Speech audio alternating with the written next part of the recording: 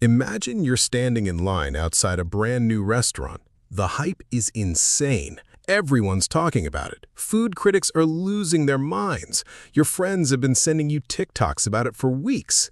You wait 2 hours, finally get inside, pay 3 times what a normal meal costs, and the food is just okay. That's basically what happens to most people who invest in hot IPOs. And here's the wild part. Millions of people do this every single year. They watch a company go public, they feel the excitement building, they hit buy on their investing app, and then they watch their money slowly disappear. So why does this keep happening? And why do smart, educated people keep falling for it? The answer isn't about the companies. It's about something much more interesting.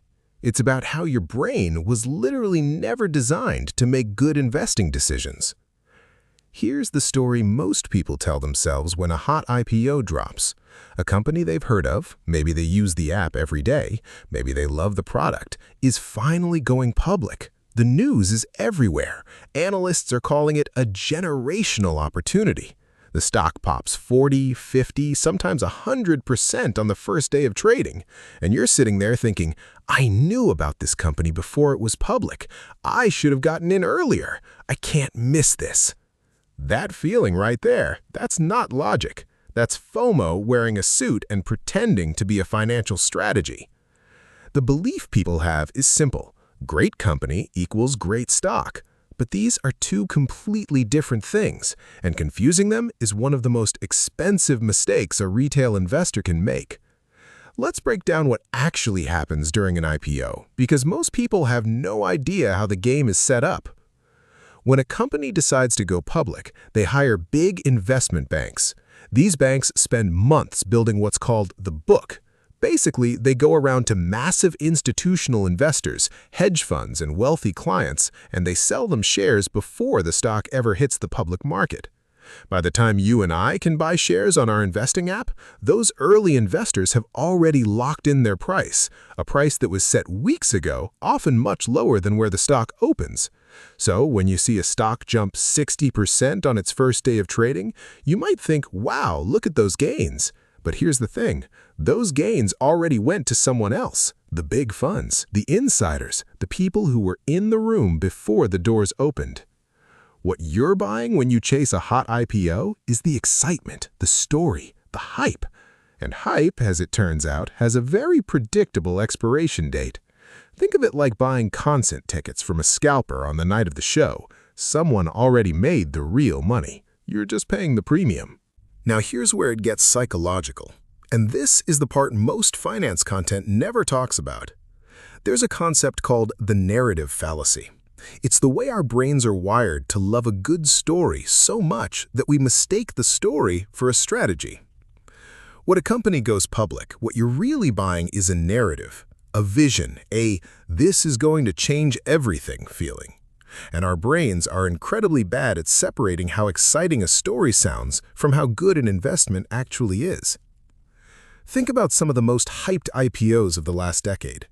Companies that everyone knew, products that everyone used, stocks that hit the market with insane valuations and then spent years trading below their opening price.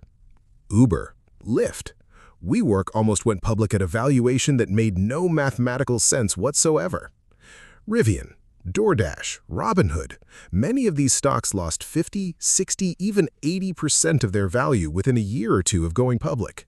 And yet, at the time, they felt like sure things. Here's why.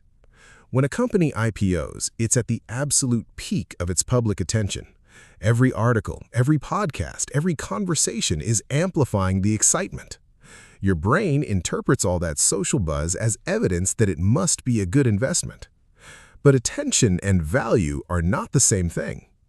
In fact, the peak of hype is often the worst possible time to buy. There's also something called anchoring bias. When you see a stock open at $30 and shoot up to $50 in a day, your brain anchors to that $50 price as the new normal. So if it drops back to $35, it feels like a deal. But $35 might still be wildly overpriced compared to what the company is actually worth. So what do you actually do with this information? First, separate the product from the stock. You can love a company's app and still recognize that the stock is overpriced. These are two different decisions. Second, let the dust settle. Most IPOs go through a lockup period, usually around 6 months, where insiders are not allowed to sell their shares. Once that period ends, a flood of supply hits the market, and prices often drop significantly. Historically, waiting 6 to 12 months after an IPO gives you a far clearer picture of what the company is actually worth. Third, ask yourself honestly, am I investing or am I just afraid of missing out? Those two motivations lead to completely different outcomes. One is a strategy, the other is a feeling. The investors who consistently build wealth are not the ones chasing the hottest new thing. They're the ones who let the excitement die down, look at the actual numbers, and buy when everyone else has moved on to the next shiny object. Here's the thought I want to leave you with. The stock market is one of the only places in the world where people run towards things when the price goes up and run away from things when the price goes down. That's the complete opposite of how we shop for literally everything else in our lives. You wouldn't pay more for a jacket just because everyone else suddenly wants one, but we do it with stocks every single day. The next time a hot IPO drops and your feed blows up with excitement, that's not a signal to buy.